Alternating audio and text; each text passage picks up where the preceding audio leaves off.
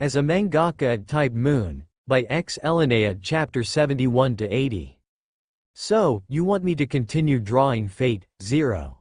Kazuya fell silent for a moment and then glanced discreetly at Iwamoto Yu before saying, no. I knew it. Iwamoto Yu sighed.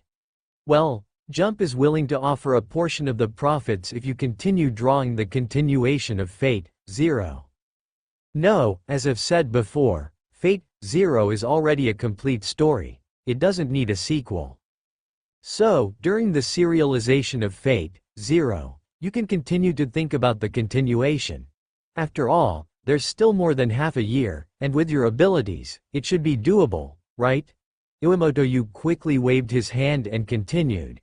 As for the payment, we're willing to triple what was previously agreed upon, not just for the continuation, but you can also swiftly change the contract for the ongoing Fate, Zero serialization.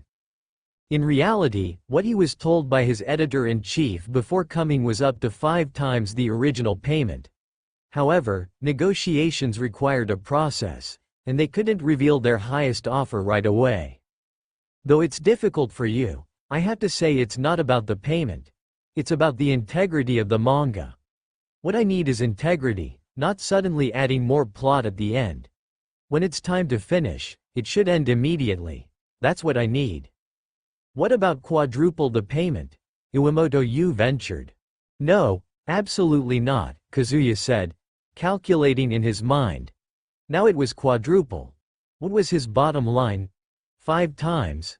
6 times? Or had he already stated his bottom line as quadruple? Well, 4 times would suffice. After all, that wasn't his main concern. But, if you agree to one thing, I'll draw the continuation. Oh, what is it? Iwamoto Yu asked excitedly. Kazuya stood up and said, of course, it's about integrity. This time, let's forget it.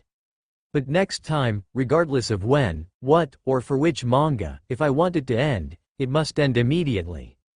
No extensions for any reason. Plus, that 4-fold payment. Agree to these 2 conditions, and I'll continue. Let's see how things develop, then I'll make a decision. Shigeo Nishimura thought for a moment and decided to wait and see. Jump had entered its golden age under his leadership, but he wasn't satisfied. He wanted Jump to reach even greater heights. At this point, Fate, Zero had already reached its 3rd chapter in serialization. Different from other manga, it had a unique art style, attractive character designs, an impressive female King Arthur, and a story with some depth. It attracted a large number of readers to Jump. In the past, Jump primarily catered to teenagers. However, after the release of Fate, Zero, reader surveys revealed that many middle-aged readers had been drawn in. Compared to other manga, they seemed to prefer the depth this manga offered. Although the feminine version of King Arthur was initially hard for those familiar with Arthurian legends to accept, they were soon captivated by the charismatic knight who seemed as youthful as ever. And in the 4th chapter came the first true battle in Fate, Zero. This chapter set off a sensation in the entire manga market. With impeccable fight sequences, smooth storytelling, and intricate character interactions during combat, it gave readers an exhilarating experience. While previous Fate, Zero releases had followed the 1 episode per chapter format like the anime, Kazuya now devoted more attention to it. He had seen countless battles in his dreams, and he had indeed experienced some firsthand. Although it couldn't compare to the battles of these heroic spirits, he had a foundation for imagination, unlike those who had no experience and had to rely solely on their imaginations. So, based on his understanding of battles, he depicted the battles in Fate, Zero with a focus on the abilities and tactics of the heroic spirits. All of these individuals were famous figures in history. They had already experienced countless battles, so, here, it wasn't just warriors who used battle techniques. Even King Arthur, who had little actual combat experience, how could she not have encountered these tactics during battles? How could she be completely unprepared? Then, after the release of the 5th chapter, Shigeo Nishimura made a decision when he saw JUMP's sales reach 5 million copies. Let's make a call. Some things couldn't be decided by him alone. He was JUMP's editor-in-chief, but that was it. Some matters required higher-ups to approve the new contract. Not long after, he hung up the phone. He had managed to convince them. Agree to him. Agree to his terms. From now on, Jump won't demand that he continue serialization for manga he doesn't want to continue. Whenever he wants it to end, it should end immediately. As for payment, we'll set it at 5 times the previous amount. Originally, they had agreed on 4 times the previous payment. However, for the sake of this mangaka's friendship, he decided to increase it to 5 times. He knew when to be generous and when to be frugal. According to the survey, among the new readers, about 60% had never read manga before. But they were still drawn to Fate Zero, indicating its powerful ability to attract new fans. Upon receiving the news, Kazuya breathed a sigh of relief. He knew that Jump had been selling well recently, but he didn't know to what extent. During this entertainment-scarce era, amidst Japan's rapid development, they didn't care about such a small amount of money. This manga had brought them joy, a feeling entirely different from before. Kurikawa-sensei, did you already have this drawn in advance? Iwamoto Yu flipped through the original manuscript Kazuya handed him, his mouth twitching. How could that be? I drew it after you agreed, Kazuya said, working on his new original manga. Well, it's a storyline I had considered before, a simple one. So, you wanted to draw it from the beginning. Iwamoto Yu sighed slightly. The manga in his hands was divided into 2 parts. One was the continuation of Fate Zero, the epilogue, which roughly told the story of Waver Velvet returning to the clock tower after surviving the Holy Grail War. It was now one of the 12 lords of the clock tower. This section consisted of 3 chapters. The other part was a manga called Fate Stay Night, told from the perspective of a child saved by Emiya Kiritsugu during the Fuyuki City fire in Fate Zero. The passage of time. The protagonist of the new manga, Fate Stay Night, is Emiya Shuru. Unlike the previous ensemble cast, this one has a clear protagonist. After reading it, Iwamoto Yu couldn't help but exclaim, is this the kind of manga that fits JUMP's theme?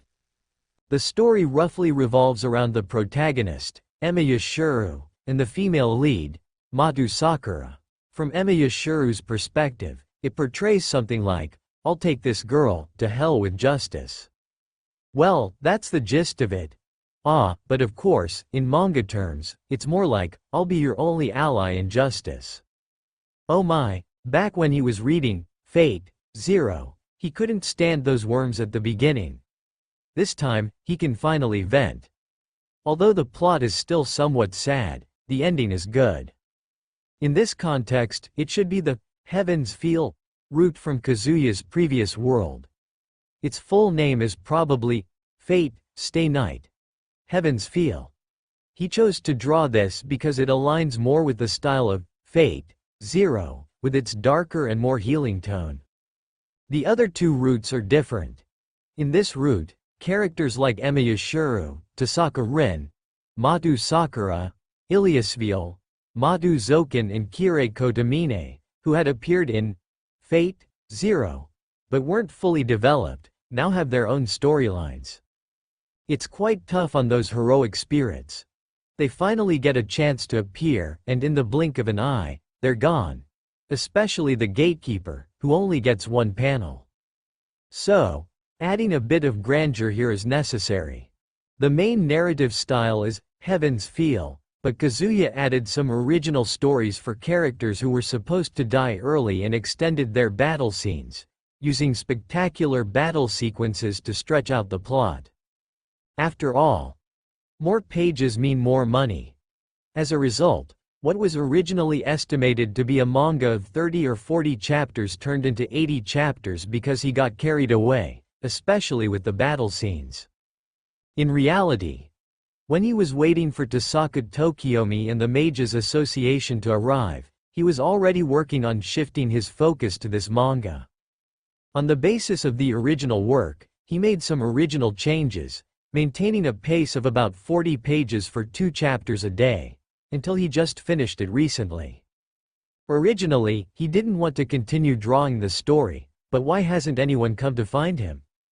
Is it that boring? But for some of the manga's plot, like Sakura's experiences in the Matu household, he tried to keep it brief, transitioning quickly without going into specifics. It's just stated as being very tragic, without going into details. He didn't draw it. Lesson learned. Why did Fate Zero receive so much criticism? It was because of this, right? In this era, although people have relatively stronger acceptance, their upper limit for acceptance is also quite low. It's not contradictory. After bidding farewell to Iwamoto Yu, Kazuya continued to feel bored. He didn't want to work on original stuff at all. What should I draw? Oh, let's count my money and review my recent assets. Then, I'll buy some more properties. He realized that he hadn't seriously reviewed these things until now. Upon reviewing them, he was astonished. First of all, the taxes he had paid for his manga last year amounted to 30 million yen. This was even before the release of the JoJo's Bizarre Adventure Tankobon. The Tankobon release of JoJo's Bizarre Adventure had been deliberately delayed by him because he wanted to redraw some parts before continuing. And, when combined with the rest of the assets, he was shocked. He originally thought he would be fortunate to have a few billion yen in hand when he sold off everything, but in reality, he now had hundreds of billions of yen in assets, and he still owed the bank over 10 billion yen. Do I have this much money? Kazuya had no idea.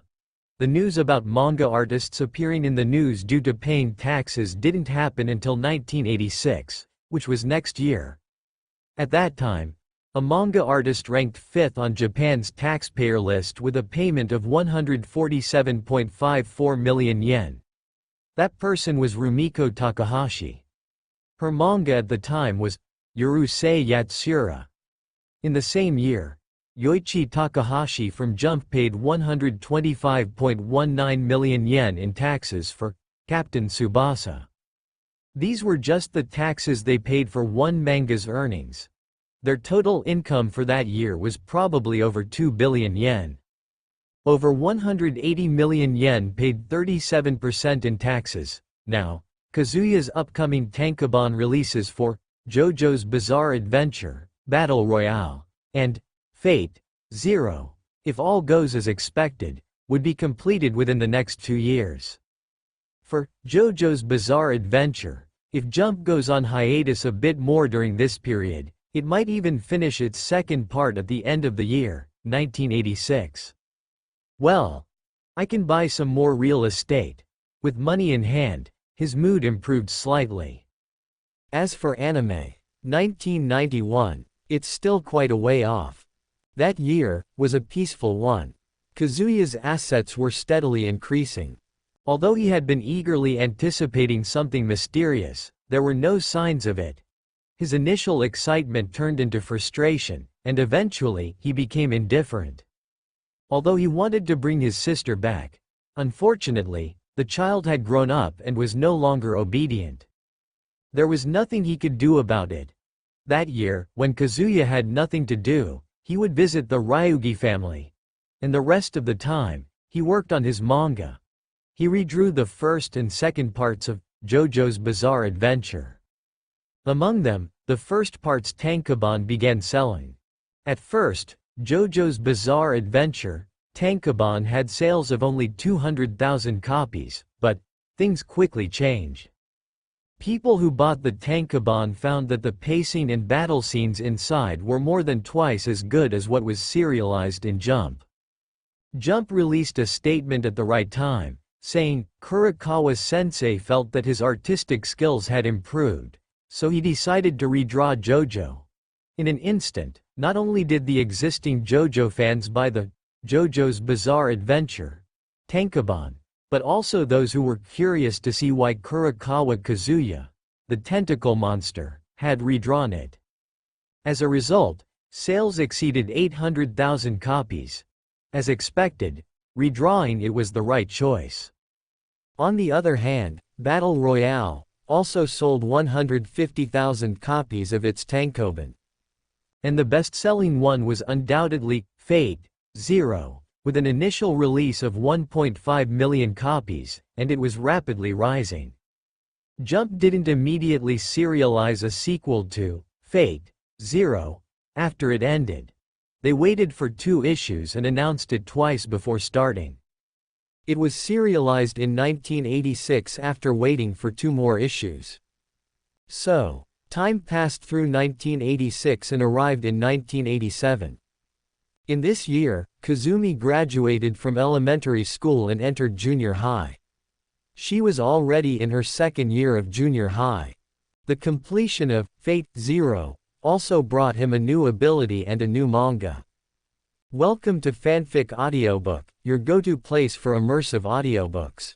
If you enjoy the content, don't forget to like the video and subscribe to our channel for more amazing stories.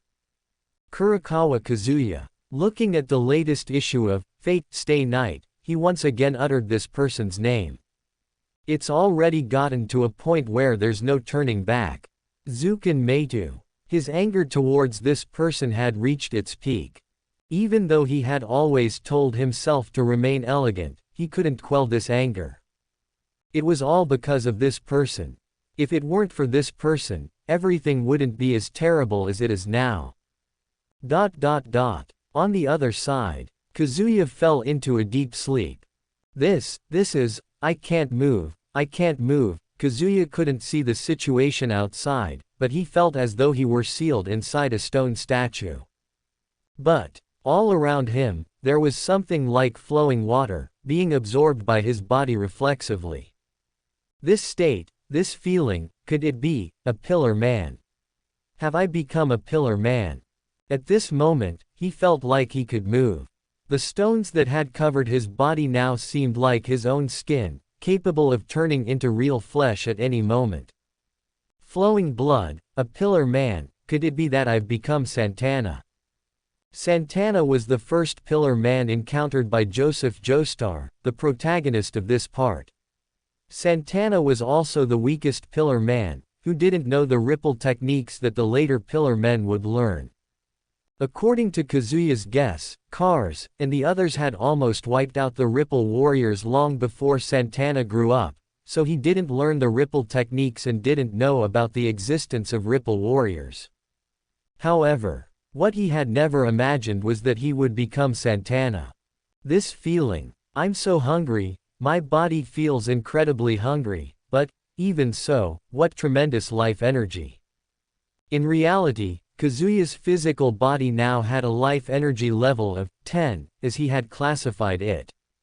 And now, as the weakest pillar man, after having been asleep for thousands of years, there was still at least level 30 life energy inside his body. How incredible! Moreover, with every drop of blood he absorbed from the surroundings, his life energy continued to rise as if there were no limit. I remember, outside is the German army, right? And Joseph Joestar, who might have arrived by now. Kazuya thought to himself, for now, let's absorb blood, increase my life energy. Even if I can't use the ripple, it doesn't matter. I'll go outside and see the situation first. Boom. On the other side, in a room where German soldiers were observing, Stroheim and the captured Speedwagon saw it. The pillar man, originally like a stone, deep within a wall 50 centimeters thick, armed with flamethrowers, machine guns, and time bombs, had moved. Kazuya took a deep breath and then fell from midair. Boom. Free falling from several meters in height, Kazuya was astonished to find that he hadn't suffered any injuries. So, this is a pillar man. Kazuya tried to stand up. However, perhaps it was because he had just taken control of this body or because he had been inactive for 2,000 years, his body unexpectedly felt stiff. He stood up and then fell down again. However, soon enough, he felt that his control over his body was increasing rapidly. Human voices outside, the scent in the air. He felt that his 5 senses were several times stronger than before. I see, so this is what a pillar man is like. It's truly a novel experience. Not only that, my brain has become unexpectedly clear. German. This was a language he hadn't learned before, but, just by listening to the few sentences Stroheim said outside, he felt that he was about to recall the entire language. He was about to learn this language. What an incredible ability. Buzz. On the side, a small passage opened, and a somewhat strange-looking person stood there in a peculiar posture.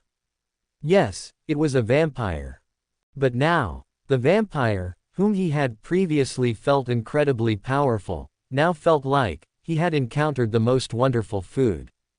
The vampire screeched and rushed towards him, thrusting his arms into Kazuya's arms, and his teeth toward Kazuya's shoulder. However, Kazuya's heart moved slightly. The place where the vampire made contact with his body was gradually disappearing, slowly being absorbed by him. I see, with creatures like this, both vaporization freezing technique and space ripper stingy eyes are completely ineffective. The one behind probably can't do much harm either, and the one in front, the pillar man, has a much stronger control over his body. Being frozen might actually be a benefit for him. After absorbing the energy of this vampire, Kazuya felt that his condition had improved significantly. His body had swollen slightly. He now should have a life energy level of around 35. Well then. Let's try to get out next. Test the strength of this body. The method should be the same as Santana in the original. Thinking this, he began to move his body, searching for the ventilation duct nearby. That narrow ventilation duct, only 4x20 cm in size. If he found it, he could twist, or even say crush, his body from the inside and crawl out. Where is it? Kazuya thought, shifting his gaze towards the outside and walking around in all directions. Then, at that moment, during the 1 or 2 seconds when everyone wasn't looking here, he jumped towards the ventilation duct and twisted his body to enter it. Listening to the direction of the outside voices, Kazuya continuously adjusted his orientation, searching for the path to the outside through the air supply pipe, moving quickly. Well, maybe I can draw a perspective from Santana's point of view while moving through the air supply pipe when I'm drawing the tankobon for part 2 of Jojo. It should be quite impactful. Have I reached the exit? The next moment, looking at the German soldier at the exit. He passed through the man's entire body. Ah, him, Santana. Quote. At this point, the professional commentator, the captured Speedwagon, spoke up. He's entered the soldier's body. In the next moment, the soldier's entire body shrank, leaving only a layer of skin that was torn off by Kazuya. He didn't need to test or experiment with the people of this era, he would follow the plot as usual. When he wanted to draw the tankobon for part 2 of Jojo, he could consider it then. Stroheim adjusted his hat and looked at Kazuya, gritting his teeth. This is too terrifying. We can't let someone like him escape, he would become a major enemy of our homeland. We must kill him, no matter what. Stroheim waved his arms and pointed at Kazuya. Don't panic. Kill him. Don't worry about anything else, just shoot him to death. Rat-a-tat-tat-tat-tat. Countless machine guns and firepower unleashed a barrage of bullets in the cramped space, directed at Kazuya. With such a rate of fire, even his reflexes couldn't evade the bullets. But, he's still alive, exclaimed a scientist nearby. As expected, indiscriminate gunfire won't kill him. They knew very well that not even a vampire would die from such injuries, let alone a higher life form that feeds on vampires. Kazuya took a deep breath. The bullets that had entered his body were flowing inside him, yes, they were flowing. Then, they flowed all the way to his hands. It's like this, right? Wow, He's speaking, exclaimed someone nearby. This guy's not dumb at all. Professional commentator Speedwagon understood the situation very well, he was a pro. Didn't they realize that? He has an incredibly high intelligence, he learned the language we use in such a short time. Kazuya extended a finger and aimed it at the forehead of a person in front of him, as if using a pistol. Bang! His finger. His body made a sound as if he had pulled a trigger. The bullets that had penetrated his body were shot out from his finger. Wow! A bullet hit someone's head, ending their life. He gathered the bullets we shot at him and shot them back with his fingertip. Well, this feels nice, Kazuya said, moving his shoulders a bit before shooting out all the bullets from within his body. Rat-a-tat-tat-tat-tat-tat-tat. 10 fingers acted like 10 gun barrels, shooting countless bullets. In an instant, everyone in the room was cleared out, leaving only 3 people. Speedwagon, Stroheim, and Joseph Joestar, who had used Stroheim's hair to create a ripple-based protective shield. Hair seems to be a bit dry. If you don't take care of it properly, you might go bald, Uncle German. When did you get here? Speedwagon couldn't believe his eyes as he looked at Joseph Joestar. Oh, Grandpa. It should be daytime outside now, so let's wait here for a while. The current Jojo is very weak, he can sense it. The guy's life energy is probably no more than 1.5 or so, just a bit higher than himself, who had just started learning the ripple in reality. Indeed, he was the one who famously said, the 2 most detestable words in life are, effort, and, cheer on. He had never practiced the ripple before, even though he had the potential for it. His ripple wouldn't have killed him if Santana, the original Santana, hadn't wanted to absorb it into his body. Perfect, let's see what this body is capable of now. Be careful, Jojo. Jojo slowly approached Kazuya and then touched his nose as if teasing a monkey. Jiju, you spoke just now, right? Hello, how are you feeling? Happy, pleased to meet you. Happy, pleased to meet you. Santana, let's learn together. 3, 4 happy, pleased to meet you. Jojo, don't fool around. Jojo, what are you doing? Speedwagon and Stroheim couldn't believe their eyes as they looked at Jojo. I was just wondering if he might be a good person. Jojo pointed at Kazuya and said to the 2 of them, I don't think we should label him as a bad guy right from the start. Oh, you understand, don't you? Kazuya made a couple of movements. Oh, you're speaking, you really are speaking. Not bad. Kazuya smiled. I'm not very familiar with this language yet, but I'll get the hang of it. If you guys talk a bit more, I'll learn. Sure, hello, I'm Joseph Joestar. These 2 are Speedwagon and, well, Uncle German. What's your name? What are you talking about? He killed so many of my subordinates. Don't be so talkative, you brought this upon yourselves, Jojo pointed at Stroheim's nose. You guys were conducting experiments and used machine guns to shoot at people, idiots. He said as he stuck 2 fingers into Stroheim's nostrils. And you know what? I came here just to take you back to New York, Speedwagon, no need to fight with him. Exactly, I have no intention of fighting over everything. Right, Joseph said in surprise. That's good. Okay, let's go back. It seems there's nothing for us here. No way. Stroheim shouted, absolutely not. We can't let him go like this, otherwise, humanity will be finished. Is that right, Stroheim, if I heard your name correctly? Kazuya said as he walked to the side and found a place to sit. So, tell me, how am I supposed to destroy humanity? Why should I destroy humanity? Yeah, you see, Stroheim, right. Look at him, he's so friendly, doesn't seem like he wants to destroy humanity at all.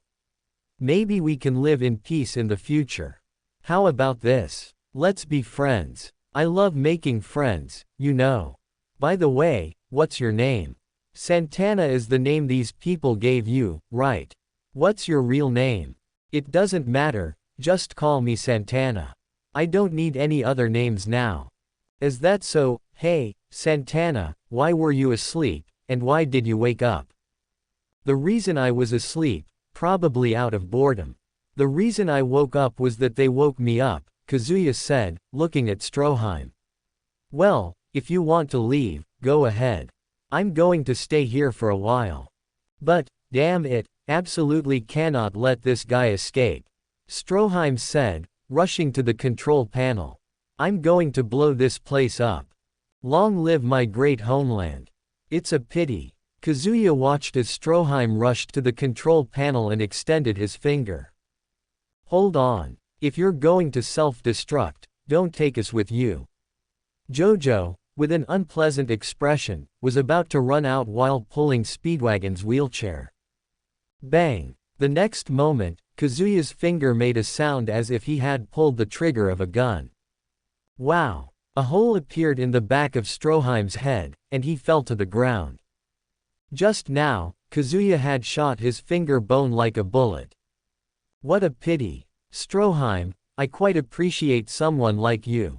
However, it seems that in this world, I am destined to be your enemy, not for any other reason, but simply because my body is like a pillar man now. But in this world, there's nothing he really desire anymore. He already have Ripple, and while there are other useful things left, they can't be considered knowledge. He can only obtain them through future lotteries. For now, his main goal here is to gain some knowledge in this field. What should he do? Suddenly, he couldn't resist the urge to see what he could draw next. Should he commit suicide? Suicide it is. Continued tomorrow night. What's going on? Jojo, who had initially intended to escape with Speedwagon, suddenly turned back and looked at Kazuya. This breathing, it's Ripple. It's the Ripple breathing technique. Boom. Sunlight radiated from Kazuya's body, and then, under this sunlight, he disappeared. Is this Santana guy dead? Or, did he disappear? Joseph Joestar looked puzzled, not understanding what had just happened. Phew, let's continue from where we left off next time, it's only a few hours now. It's time to start the lottery. As expected, looking at the lottery panel in the system, Kazuya's eyes showed a hint of understanding. Just as he had expected. The next part of the lottery was for manga and physical items. The manga lottery remained the same as before, with 10 options and no changes. Bleach, Naruto, Devil May Cry, Attack on Titan, Code Geass, Death Note, Hunter x Hunter, Fullmetal Alchemist, The Rising of the Shield Hero, Hell Girl. The only change was that the previously drawn Type Moon was replaced with Bleach, and Gintama, which he had obtained at the end of Fate Zero, was replaced with Fullmetal Alchemist. However, he had no intention of drawing Gintama anyway. While it was an excellent manga, it would be difficult for people of this era to understand it. The references and jokes from that time would be lost on them. All those inside jokes, where would people of this era understand them? Maybe when he was drawing it, he found it very amusing, but when he handed it over to the magazine company, they might not even consider serializing it. The editors might say, "What's this? I don't get it." So, until he made significant changes to the daily episodes within it, he would leave it out for now. Well, they're all good manga, it doesn't matter, Kazuya said casually as he spun the wheel. Then, his mental intent moved slightly. Stop. In an instant, the pointer stopped at Code Geass. Code Geass. Kazuya's eyes flickered slightly. It was a very mixed manga, blending magic, mecha, school life, warfare, strategic battles, and more. Especially the end of the manga, where the protagonist Lelouch, who had conquered the world, brought about a new era through his death. When combined with Nunnally's cries, the cheers of the people around, and the background music, it reached a new pinnacle. This was something that was challenging to convey in a manga, as it relied heavily on background music. Without the music, the effect would undoubtedly be greatly reduced. Right. I can draw a manga adaptation first. I don't need to make too many changes, I can just use the animation as a reference. Then, after the manga is completed, I can enter the dream world of this world. In his dreams, he could personally witness all the plot holes and inconsistencies in the original manga and fix them, creating a better effect and then animating it. As for the timing of the animation, it would definitely be after 1991. In the current time, Japan believed that the future would be better, so a manga that turned Japan into like the United States of Japan, known as Area 11 Inches, would attract some but also be despised by many. But after 1991, it would be different. At that time, Japan would be in a dark age, making it the perfect environment for such a dark manga. Just like Neon Genesis Evangelion, while the production of the plot was essential, it also relied on the development of the times. If it had been released before 1991, it would not have succeeded because people of that era wouldn't have liked such things. Just like before his travel, very few people liked to read depressing, sadistic novels. But a long time ago, there were piles and piles of such novels. It was the inevitability of the times, different eras chose different works. So, for now, he would draw it and set it aside, and when it was serialized, he would immediately announce that it would be animated. Money was no longer a concern for him now, he had all the money he needed. If you were to ask why, just ask him about the A-rank golden rule he obtained after finishing Fate Zero. Doubling his assets just like that. You should know that the evaluation of the A-rank golden rule is having a lifetime of wealth and fortune, never being troubled by money, and living a life of great affluence. Although he hadn't drawn any combat or survival skills, with this, he wouldn't have to worry about money for the rest of his life.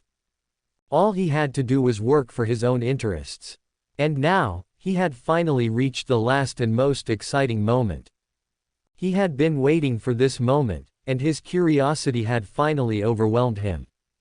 What could he draw? What was in store? Ripple martial arts, stone mask with slots, pillar man's body, breathing technique, corrective mask, German mechanical technology, red stone of Asia, scarf with 100% ripple conduction rate, ultraviolet irradiation device, ultimate life forms body, aircraft.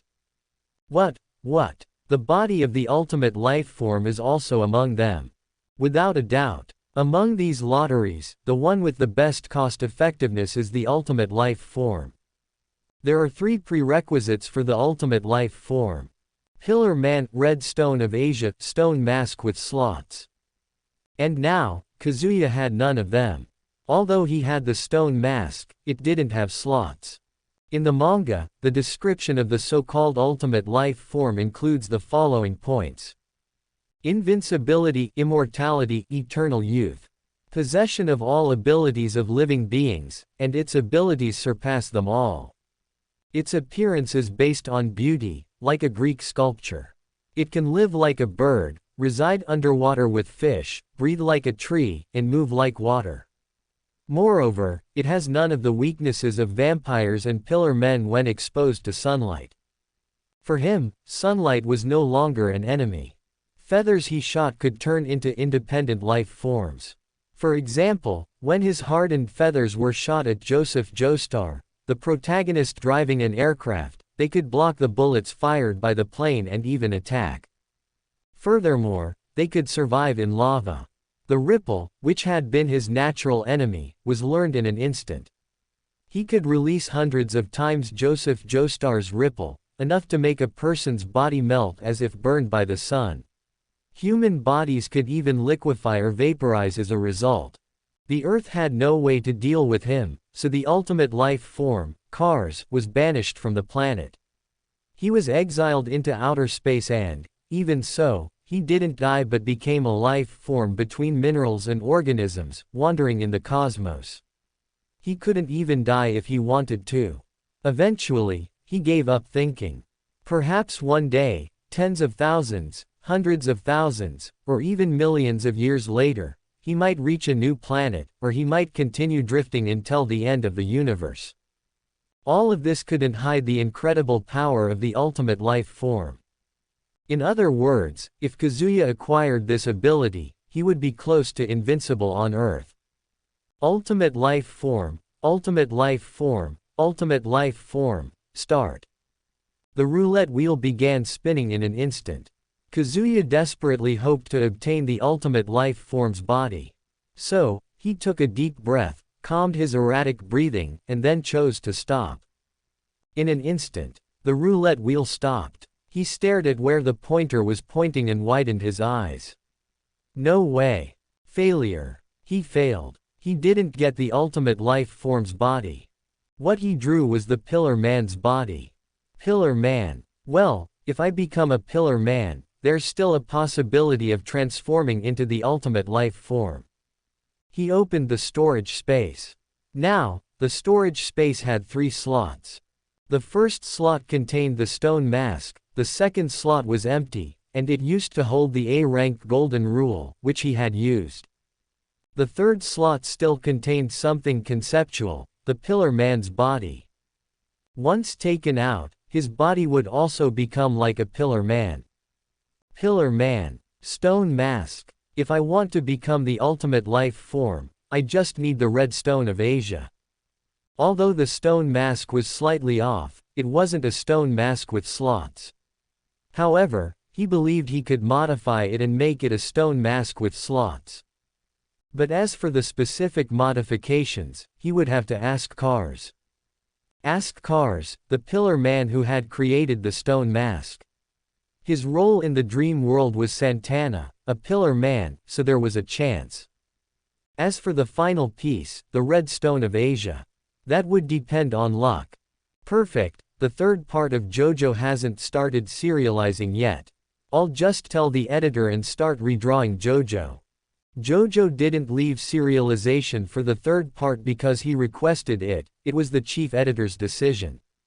He believed that the stand abilities in the third part of Jojo's Bizarre Adventure surpassed this era, and before it was officially serialized, it should be well promoted to build anticipation. Moreover, Kazuya was quite popular in the manga world now. So it appeared. Countdown, 2 weeks later, a brand new Jojo, a brand new setting, the resurrection of the Emperor of Evil. The conspiracies of extreme evil. Such advertisements. Though it might seem a bit chunabu, middle school syndrome, the Japanese people fell for it. Next, he would add red stone of Asia elements to the third, fourth, fifth, and sixth parts of Jojo's Bizarre Adventure. For example, in the third part, Joseph Joestar would carry the red stone of Asia with him, and store some ripple in it, later giving it to Jotaro to use against Dio. In the fourth part, there could be a scene where Jotaro Kujo is seen with the red stone of Asia. In the fifth part, there's a brief scene featuring Jotaro Kujo, even if it's just a phone call scene, it doesn't matter, just include the red stone of Asia.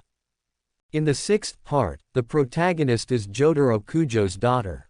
So, it could be a scene where Jotaro Kujo gives the red stone of Asia to his own daughter. This way, there's a consistent presence. If he still hasn't drawn the red stone of Asia by the end of part 6, well, there was nothing he could do. Continue to draw parts 7, 8, and beyond, adding the red stone of Asia element. If it still doesn't appear, create original parts 9, 10, 11. Draw until you get it, or keep drawing if it doesn't appear. He didn't believe that red stone of Asia existed in the real world. It could only be obtained through manga lotteries. Well, I should call the editor and let him know about my plans. After the call, I'll immediately start redrawing Jojo. And now, he had a new trump card. He had one more thing to practice in the dream world, controlling the body like a Pillar Man and using unique ripple techniques. If danger arose, he wouldn't need to become a vampire. He now had a better option, becoming a Pillar Man, a stronger and better choice. But it probably wouldn't be necessary. After all, no one had come to play with him until now, and his little sister hadn't come back. Indeed, when little sisters grow up, they lose their cuteness. They were better when they were young. Kurokawa Kazuya. One thing went unnoticed. After he obtained the power of the Pillar Man, protection from counter-force on him decreased. This was natural. The Pillar Man, if appearing in the real world, would pose a huge threat to the world, not just in terms of power but in other aspects too. After all, no matter how strong the Pillar Man was, it was only relative to humans. Anyone skilled in combat who served under the counter-force could surpass the Pillar Man. However, what made the Pillar Man truly formidable, even more so than their strength, was their ability to learn and adapt. They had the intelligence to learn a new language with just a few words. When it came to learning magecraft, in this case, within a short time, there might be a dangerous magus emerging. As for magic circuits, for ordinary people, it might be challenging, but for a Pillar Man who could control their own body at will, simulating magic circuits within their body wasn't impossible. But that's not all. Back in the distant age of gods, on this planet, there existed beings known as phantasmal species, which were also a form of life. If Kurokawa Kazuya were to become the ultimate life form, then it would be fine as long as he didn't encounter these phantasmal species. He would still be an ultimate life form on the level of cars. However, what would happen once he encountered them? The ultimate life form, possessing the abilities of all living beings, and surpassing them. In other words, he would gain the abilities of all the phantasmal species he had seen and combine them into one. It's important to note that many phantasmal species were formidable beings that not even heroic spirits could handle. When it came to servants, it was a different story, as servants couldn't be considered ordinary living beings anymore. But humans were different. With the learning ability of the ultimate life form, he could potentially acquire all the attributes of magus worldwide and master all forms of magecraft, and perhaps even transcend magecraft.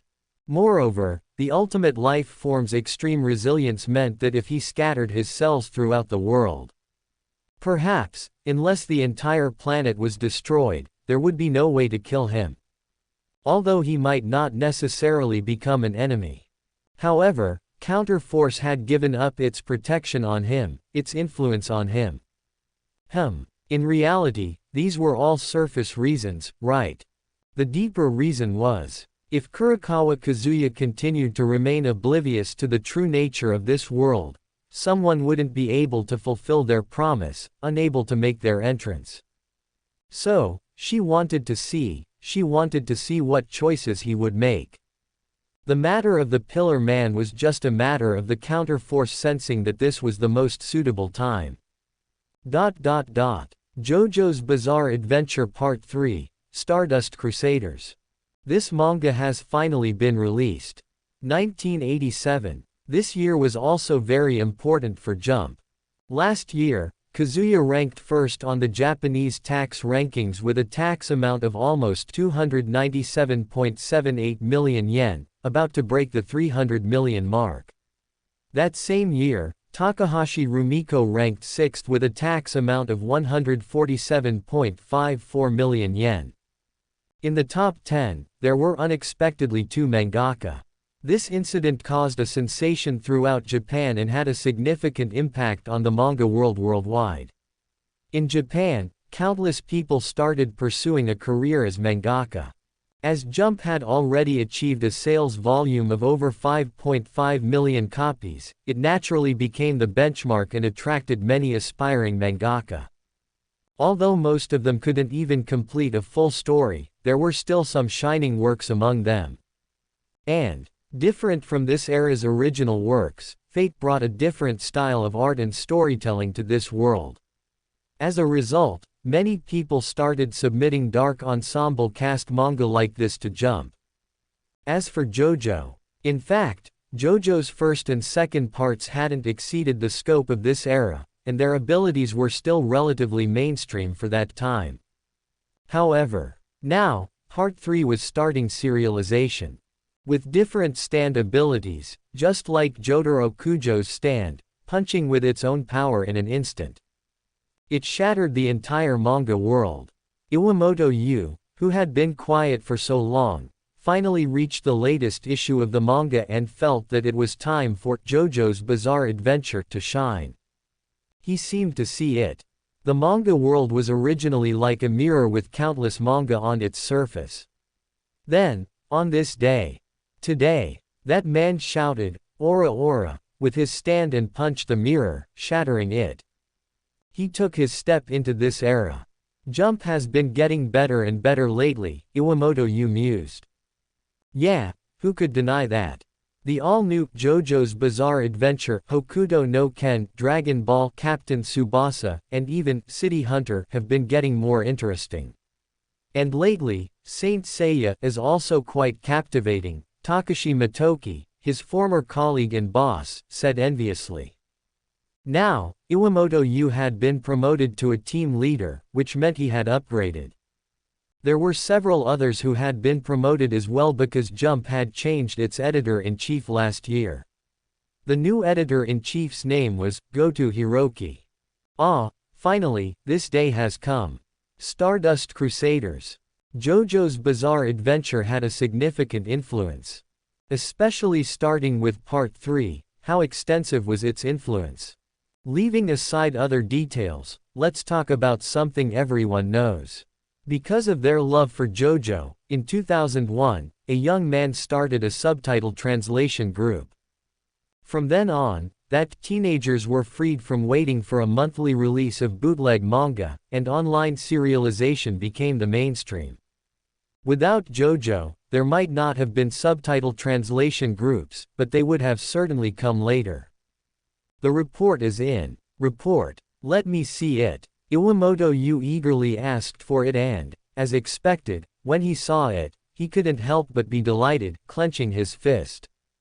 JoJo's Bizarre Adventure Stardust Crusaders, the first issue of the new serialization. Report, first place. 56 votes. After accumulating years of popularity as a seasoned mangaka on Jump, Kazuya, with his long-running manga, JoJo's Bizarre Adventure, has finally achieved the top spot. The introduction of stands, the native protagonist, the revival of the Emperor of Evil, and Kazuya's own popularity, all of these factors have come together to propel this manga to new heights. Next up is the anime. Kazuya's eyes shimmered slightly. Originally, he had planned to acquire a production company and make the anime around 1991. However, he had changed his mind now. He currently had an A-level golden rule. He lacked nothing, especially not money. So, why bother being thrifty? Spend money. Spend money. Spend money. Lacking technical expertise. Throw money at it. If something is lacking, just burn money. With Golden Rule, Kazuya lacked nothing but money. After finishing the redraw of JoJo, he would go out and acquire animation companies, talent, and even if he couldn't acquire them, it would only be because the money was insufficient. If talent didn't come, it would still be due to not having enough money. If the technology was lacking, he would develop it himself, and if it still couldn't be developed, it would again be because there wasn't enough money. In short, burn money. Burn it fast and make JoJo. Create the JoJo that was even better than the one he had seen before in his dreams. Just as Kazuya, who had money to burn, was preparing to establish an animation company with money. Fuyuki City. A person got off a plane here. There are so many people here. What's going on? Maya Hisao noticed the bustling city with a puzzled expression. Originally, Fuyuki City wasn't such a bustling place, but what was happening now? Why were there so many people? If the Holy Grail War were to be held here, she couldn't imagine how many lives would be lost. She decided to take note of it. This was important information. Maya Hisao's purpose for coming to Fuyuki City was simple. The Holy Grail War was about to begin, and she wanted to assess the current differences in Fuyuki City compared to before, gather information on the Tasaka, Meitu, and other masters. "Hey, I'm over here, Ryosuke. Haha, I found you." Rito Ishizaki ran over, and as he passed by Maya Hisao, he cast a strange glance at her, then continued running. Nevertheless, he still felt something was odd. This person's appearance feels very familiar. Maya Hisao didn't pay much attention to the two boys nearby, continuing to walk forward, leaving the airport. That person just now, I feel like I've seen her somewhere, Rito Ishizaki said, looking at his friend Ryosuke Matsushita with a puzzled expression. That person just now, I remember, it should be Maya Hisao, right? Yeah, that's her, Rito Ishizaki exclaimed in excitement. Such a high-quality cosplayer. Comic conventions had become increasingly popular since last year. Although they had existed before, it was the themed comic convention organized by Kazuya in Morio Town that truly ignited the trend. At the convention, there were several short stories related to Rohan Kishibe, which were not published in Jump. These were the sequel stories to Rohan Kishibe's debut work. Because of his wealth, Kazuya quickly expanded this format and purchased a large amount of land, creating a Jojo-themed park. He invited many people to cosplay as characters from Jojo, bringing this existing format to new heights. Interestingly, Kazuya didn't lose money on this venture. He was rumored to have made quite a profit. With an A-level golden rule, it's impossible to lose money. Now, despite Fate being the most popular, Kazuya wasn't creating Fate-themed parks and conventions, which gave some people the idea to do it themselves. So, this year, several Fate enthusiasts pooled their resources and created a Fate-themed comic convention in Fuyuki City, which was the prototype for the Fate series.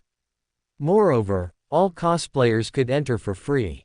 Well, that cosplayer from earlier is probably going there too. She looks like it, and I'll invite her for a photo when we see her there. Ryosuke Matsushita patted his friend Rito Ishizaki and said. Yeah, that's a good idea. Let's hurry over, Rito Ishizaki nodded. As they walked and chatted, Ryosuke Matsushita suddenly said, by the way, it seems that Kurakawa-sensei has already planned the stand abilities for a long time. What do you mean? You see, the protagonist in Rohan Kishibe does not move, should have a stand ability, right? Moreover, based on the information Kurakawa-sensei released during the comic convention, Rohan Kishibe will also appear in Part 4 of Jojo. So fast, Part 3 has just been released, and Part 4 is already starting. Not only that, but I heard that Kurakawa-sensei is also preparing a really cool manga. On the other side, Maya Hisao felt increasingly uneasy as she walked through Fuyuki City. This unease came from the pedestrians around her. They were all looking at her with strange looks. Why were they staring at her like that? She didn't understand, but it didn't seem like a good sign. Miss, can we take a photo together? Just then, a person dressed strangely in a green, tight-fitting suit with a wig approached her and asked. No, Maya Hisao frowned and declined. She didn't want her appearance to be captured in someone else's camera. It would be detrimental to her mission. It seemed she would have to find a less crowded path to walk on. But, because she hadn't been here for a long time, the changes in Fuyuki City were quite significant. The crowd was overwhelming, wasn't it? Is that so? What a pity, the young man cosplaying as Lancer Dirmud Dweebny from Fate Zero sighed in disappointment. He then watched Maya Hisao's departing figure with a slightly absent look. Hey, what's wrong with you? His friend, who was carrying props for dual spears, asked. Well, didn't you notice? The cosplayer just now? She looks so alike. Her demeanor and appearance. She must be a professional. Huh? Are you talking about the one just now? His friend paused for a moment. Ah, she does seem to resemble her. And it's quite a natural appearance. But, Maya Hisa. She's rare to see, isn't she? I think there are more cosplayers of Emiya Kiritsugu and Irisviel von Einsborn in general. But Saber still dominates the most. The boy cosplaying as Lancer Deermood Uwa Dweevny commented. We'll find out when we get there. Let's hurry, we're almost there. The more Maya Hisa walked, the more uneasy she felt. There were too many people around dressed strangely. That person in a knight's armor with golden wig. At first glance, it looked like a woman, but as soon as they spoke, that deep and masculine voice gave it away. Definitely a man. Then there was the guy next to them with a face covered in red paint, and he had already dropped a couple of pieces while walking. He picked them up and complained to his companion. And what about that person in a full-body golden armor? Isn't it tiring to walk like that? Is it made of plastic? What's going on with the development of Fuyuki City? She hadn't been here for 3 or 4 years, and it had changed so much. Suddenly, she saw someone who looked a bit familiar. Kiritsugu. The person she called Kiritsugu was taken aback for a moment, then turned to look at her and brightened up. Wow, you're really good. You're cosplaying as Maya Hisa, right? It wasn't Kiritsugu, although the appearance seemed to mimic him deliberately. The previous call was just a result of being momentarily distracted by the surroundings. But in reality, there were significant differences between the two, the most significant being their demeanor and gaze. However, why did he mention her name?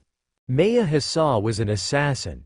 Although not on the same level as Emiya Kiritsugu, she was still an assassin. She didn't know what was going on now, but the person in front of her, who seemed to be deliberately impersonating Emiya Kiritsugu, seemed to know her name and even believed she was cosplaying as Maya Hisa. It's okay, Maya Hisa said, looking at the others on the street as if she had just remembered something. Where is it located? We're almost there, just cross this street, or should we go together? The person cosplaying as Emiya Kiritsugu said. It would be quite an honor to go with this young lady. Yeah, sure, Maya Hisa nodded. She didn't know what was going on, but one thing seemed certain now. All these people in bizarre costumes on the street were heading to the same place, which they referred to as some kind of convention.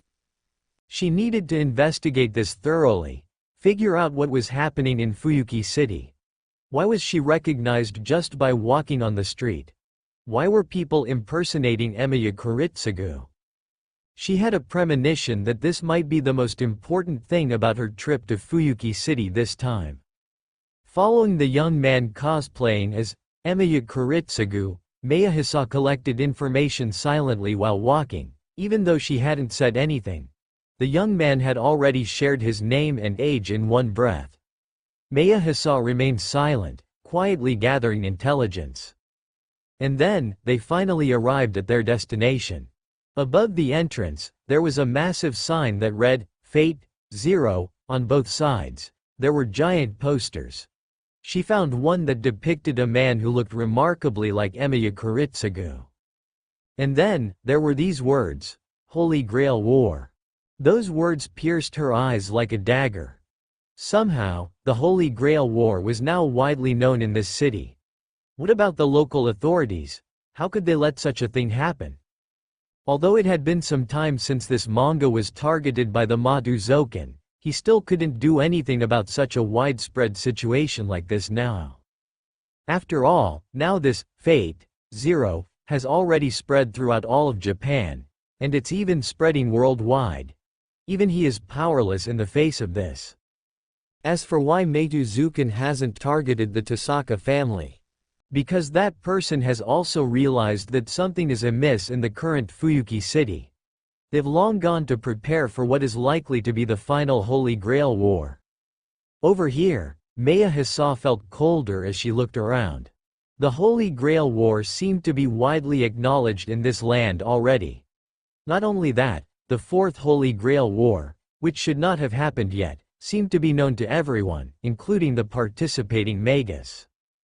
Who had summoned which heroic spirits, it all seemed to be common knowledge. Afterward, she learned that all of this stemmed from a manga called Fate Zero.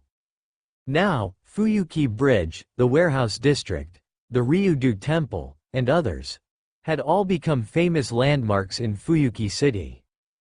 Only the Tasaka and Matu families had not been found and were considered fictional. Others. Where were they going to hold the Holy Grail War? Especially at night, there were even more people at these places. Some took pictures, others enjoyed the sights. Fuyuki City's population had increased dramatically. How were they going to hold the Holy Grail War with so many people? No matter where they went, there were crowds.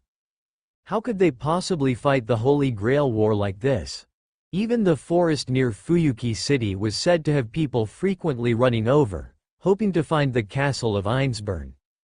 After returning to her hotel, Maya Hisao spent a whole day reading through the manga called Fate Zero. Kiritsugu. Maya Hisao's gaze was complicated, and then she took a deep breath. No, the Holy Grail War is about to begin.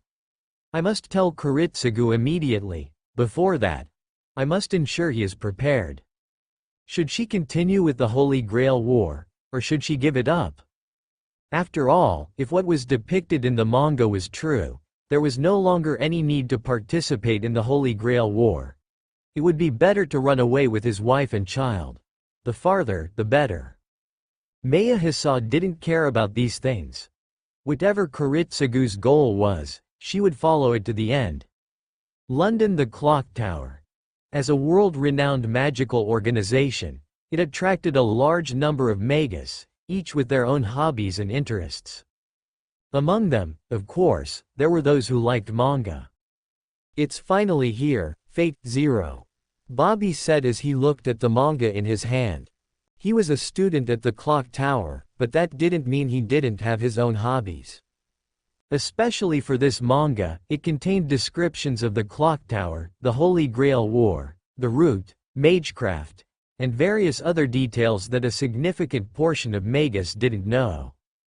Who could draw such a manga had to be a respected figure in the mystical world. He had previously only read bits and pieces, but now he finally had the complete manga in hand and could read it thoroughly. He had purchased all volumes of Fate Zero, sequel, and the first volume of Fate Stay Night that were available on the market. Oh, right, Professor Kainet's class is about to start soon.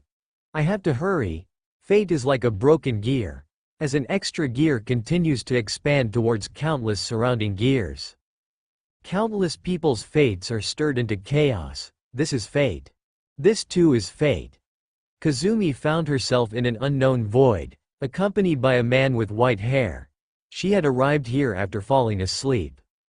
Not once, but many times. Now, in front of her, was the fate of her familiar person, her brother, Kurakawa Kazuya. He had already set the world in motion. What awaited him was the assassination that made Magus tremble, the assassination of a mage killer, and the sealing designation from an ancient association. And he could only confront all of this alone, without any means to respond. Oni-chan, will he die? Kazumi asked the person beside her. She had gradually changed her perception of this person. In the past year, she had been doing well because she saw the future, heard the future. Every night, this person would tell her what she would encounter tomorrow, what she should do, telling her the future she would face. From what to have for breakfast to what to expect in exams, everything was covered. Moreover, talking to him felt oddly like talking to herself, as if she were speaking to herself. Yes, he will die. The obscured face in the mist turned grim, and the once handsome face now resembled a demon from the depths of hell. The best outcome is this. With a wave of the man's hand, the scenery before her changed. It turned into Kurakawa Kazuya submerged in formaldehyde, awaiting dissection and research. No. Kazumi looked in horror at the scene before her, staggering backward. She wanted to go out and tell her brother, but she couldn't. She didn't know when it started, but the more she knew about this person, the more restrictions she faced. Now she couldn't speak about the things from her dreams at all. Every time, she was interfered with by an unknown presence and couldn't speak about it. But rest assured, thud, a hand was placed on her shoulder, and everything before her dissipated. Just like how your fate was changed bit by bit before, although subtle and tiny, but I can also change his fate. Really? Yes, really. The man's expression turned grim once again. Victory was within reach. He was about to get a new card. Now, that man was still in the throne of heroes, and he couldn't make big moves. Although he believed that man wasn't his match, but he didn't want to face that man.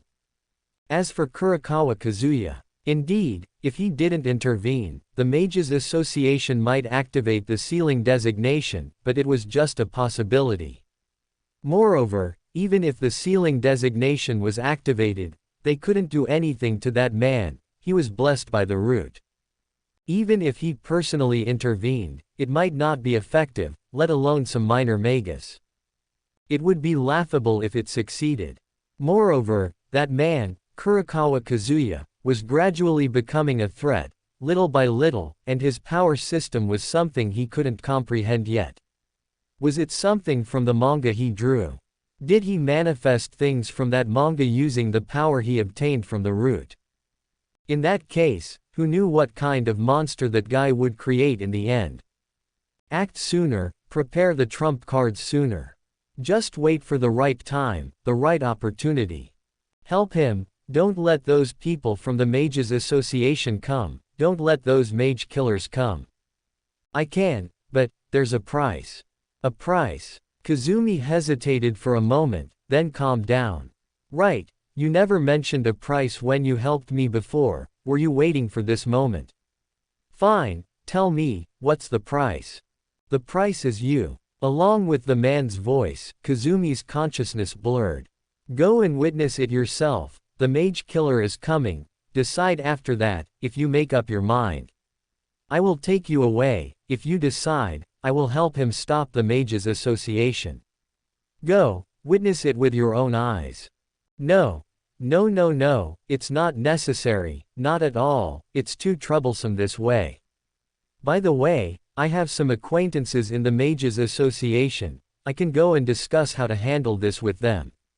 This small matter, I can handle it. It's you, damn nightmare. That's right, never forget, dreams are my domain. Click. The dream shattered. In the end, Kazumi only vaguely saw that the ethereal dream was filled with flowers. And, that last voice, truly worthy of being the counter-force, unconsciously, its influence on him has reached this level. The first move failed like this, but the second move can be considered a success, right? However, I will intervene a little bit, because my preference is for a happy end. Besides, this is a counter-force from the future. Kazumi slowly opened her eyes and checked the time. So early, why so early? Haven't slept enough, let's sleep a bit more. Wait for Oni-chan to come and call me. She had completely forgotten everything from the dream, just vaguely remembering that she had a dream. London. Clock Tower. Bobby listened to Kenneth's lecture, sneakily watching Fate Zero from below. He had skimmed through some parts before, and now, his goal was to watch it all. He flipped through roughly at first. Then he glanced jealously at the person in front named Waver Velvet, in the second row. Why, could that guy become a lord? Just based on his mere 3-generation inheritance. What a joke. During the Holy Grail War, that guy did nothing but choose a good piece at the beginning. A person like that, how could he? As a magus proud of his 6th-generation inheritance, he deeply felt how the word, jealousy, should be pronounced. Hey, rein it in a bit. A student beside him couldn't help but poke him. Oh, I got it. Bobby nodded, and suddenly, he thought, what if Kenneth saw what Waver had done, saw what he did? You see, in this manga, Kenneth lost his relics and almost got his wife stolen, all because of that guy Waver Velvet's actions. If that guy saw this. Thinking this, he made a clever move, he watched more boldly. Bobby. Somehow, at some point, the familiar grating voice erupted from an extremely close distance to Bobby. Professor Kenneth. Bobby gulped, even though this was his original purpose, looking at the familiar and terrifying face in front of him, he regretted it to death.